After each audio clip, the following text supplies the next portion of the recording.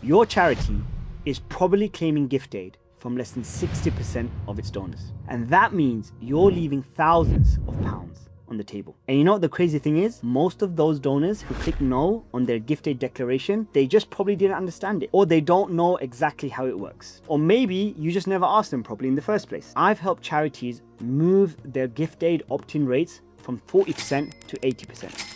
And it just takes one well-crafted email. Now, why does this matter? This matters because every time a UK taxpayer donates, the UK government gives you an extra 25%, and it doesn't cost the donor any extra pennies. So that means £100 becomes £125, and £10,000 becomes £12,500. So you're literally getting one free donor for every 4 who say yes to gift aid. But here's the problem. Most donors, they skip the gift aid opt-in, and most of you charities who are doing some effort in terms of re-opting them in, just make it sound like paperwork. So here's the exact step-by-step guide on how to turn those no donors from gift aid into a yes. And all you need is one smart email follow-up. Step 1, collate all your non-gift aid donors. Take all of that data, export your donor list, and filter for gift aid equals no.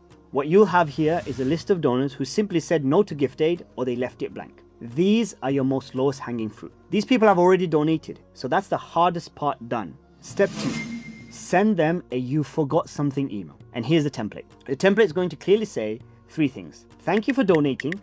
We love you and we appreciate you.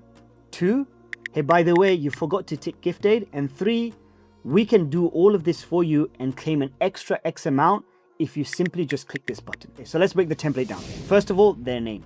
No salam, no just hi blank. You have to put their name in. You know their first name, so don't leave it out. Second, you're saying something like this. I noticed that you didn't tick gift aid on your last donation of X amount. Not something generic such as, hey, you forgot to tick gift aid. No, you're literally saying you forgot to tick gift aid on this last donation of X amount. That tells the donor instantly, you know exactly who I am and you know exactly how much I donated. Now, most people don't notice this.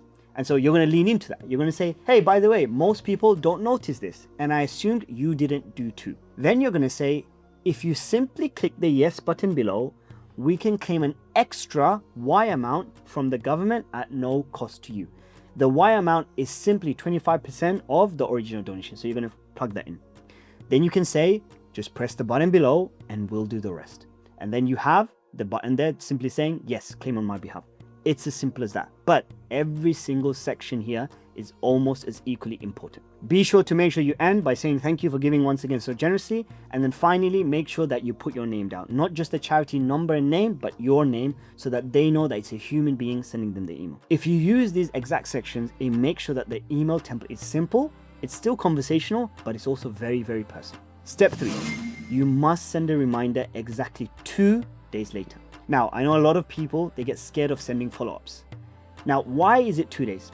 Simply because if you send it on day 1 after the donation, it probably feels like too much of a push. But if you send it on day 2, it kind of feels like a helpful correction. So you need to ensure that the email that you send is the same message, the same call to action. There's no change in the template.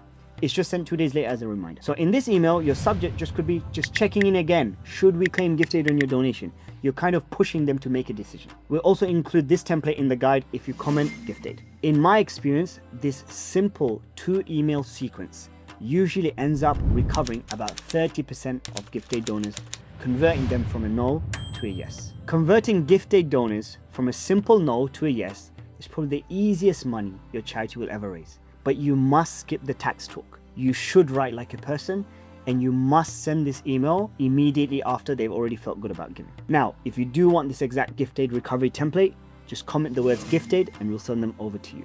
Until next time, keep building better charities.